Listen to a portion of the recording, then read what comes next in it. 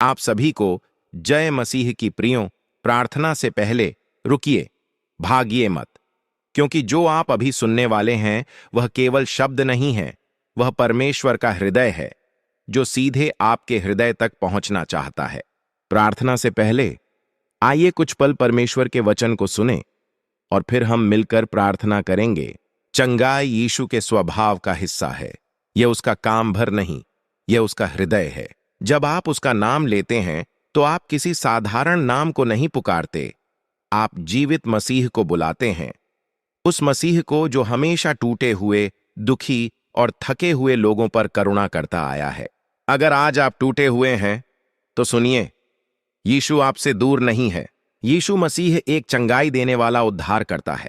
इसमें आपके मन में कोई संदेह नहीं होना चाहिए। लेकिन जानिए, एक समय ऐसा भी आया जब यूहन्ना बपतिस्मा देने वाला, वह निडर भविष्यवक्ता जिसने यीशु के लिए मार्ग तैयार किया, खुद एक कठिन परिस्थिति में था। वह कैद में था। उसके मन में सवाल थे, उसका विश्वास हिल रहा था और उसने यीशु के पास संदेश भेजकर पूछा, क्या आने वाला वही आप ही हैं या हमें किसी और की प्रतीक्षा करनी चाहिए? यीशु ने उसे कोई लंबा उपदेश नहीं दिया। उन्होंने तर्क नहीं किया, उन्होंने बहस नहीं की। उन्होंने करुणा को कार्य में दिखाया। लूका 7 वचन 18 से 23 में लिखा है, उसी घड़ी यीशु ने बहुतों को रोगों, महामारियों और दुष्ट आत्माओं से चंगा किया और बहुत से अंधों को दृष्टि दी। और फिर उन्होंने कहा, जो तुमने देखा और सुना है वह यूहन्ना को जाकर बता दो। अंधे देखते हैं, लंगड़े चलते हैं, कोढ़ी शुद्ध किए जाते हैं, बहरे सुनते हैं, मरे हुए जिलाए जाते हैं और कंगालों को सुसमाचार सुनाया जाता है। यीशु यह साबित नहीं कर रहे थे कि वह कौन है, वह यह प्रकट कर रहे थे कि उनका हृदय कैसा है। चंगाई केवल उनका काम नहीं है, चंगाई उनके हृदय का प्रकाशन है। यह दिखाता है कि परमेश्वर का राज्य मानव पीड़ा के बीच उतर आया है और वही यीशु आज भी बदला नहीं है। वह आज भी करुणा से भरा है।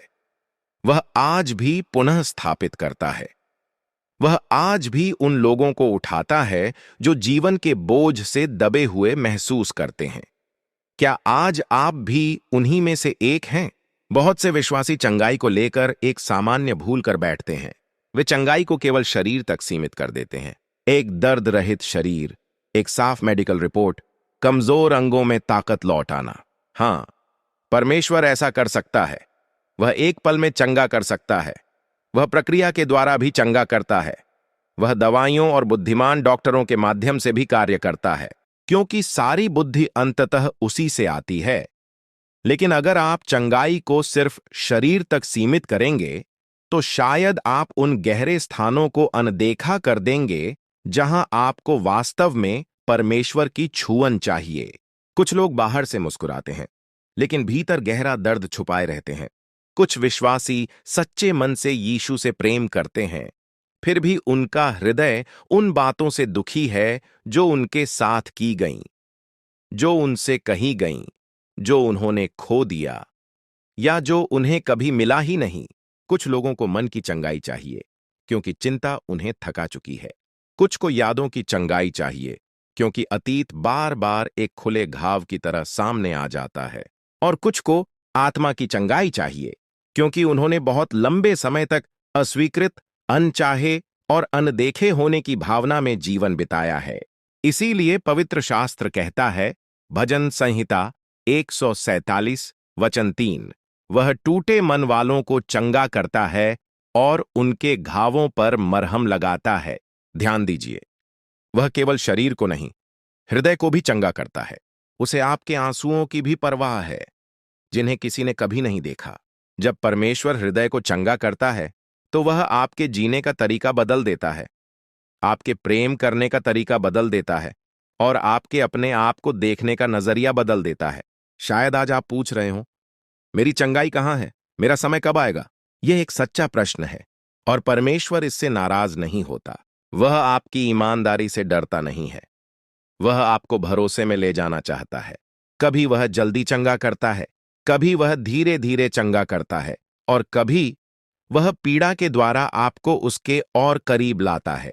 यशायाह 85 वचन 8 से 9 कहता है, मेरे विचार तुम्हारे विचार नहीं हैं और न तुम्हारे मार्ग मेरे मार्ग हैं। परमेश्वर की बुद्धि आपकी समझ से ऊंची है। कभी वह दबाव को आपके चरित्र को गढ़ने के लिए उपयोग करता है, कभी घाटी को आपकी प्रार्थना को गहरा करने के लिए, और कभी आपकी पीड़ा को किसी और के लिए गवाही बना देता है। लेकिन याद रखिए, परमेश्वर को आपकी पीड़ा में आनंद नहीं है। वह एक अच्छा पिता है। वह टूटे हुए के पास आता है। वह कमजोर को सामर्थ देता है। 2 कुरिन्थियों 12:9। मेरा अनुग्रह तेरे लिए पर्याप्त है। कभी चंगाई चमत्कार बनकर आती है और कभी चंगाई उस अनुग्रह के रूप में आती है जो आपको टूटने से बचाए रखता है। जब वह आपको संभाल कर रखता है, वह भी चंगाई है। जब वह अराजकता के बीच शांति देता है, वह भी चंगाई है। यशायाह 33:5 कहता है, उसके कोड़े खाने से हम चंगे हो गए। अब आइए हम मिलकर प्रार्थना करें। हे हमारे स्वर्गीय पिता, मैं तेरे पवित्र और महान नाम की स्तुति करता हूं। तू वह परमेश्वर है जो कल, आज और सदा एक सा है। तू वह पिता है जो अपने बच्चों की हर सांस, हर आह और हर आंसू को जानता है। पिता, आज मैं किसी औपचारिक शब्दों के साथ नहीं, बल्कि टूटे और सच्चे मन के साथ तेरे सामने आता हूं। तू जानता है कि मेरे भीतर क्या चल रहा है, जो मैं कह नहीं पाया, जो मैंने छुपा कर रखा, जो मैंने सहा लेकिन किसी को बताया नहीं। सब कुछ तेरी दृष्टि में खुला है। हे प्रभु, आज मुझे चंगाई चाहिए। केवल शरीर की नहीं, बल्कि मेरे पूरे अस्तित्व की चंगाई चाहिए। पिता, मैं अपना शरीर तेरे हाथों में सौंपता हूं। हर अंग, हर नस, हर हड्डी, हर कमजोर स्थान, हर दर्द भरा स्थान आज तेरी सामर्थ के अधीन हो।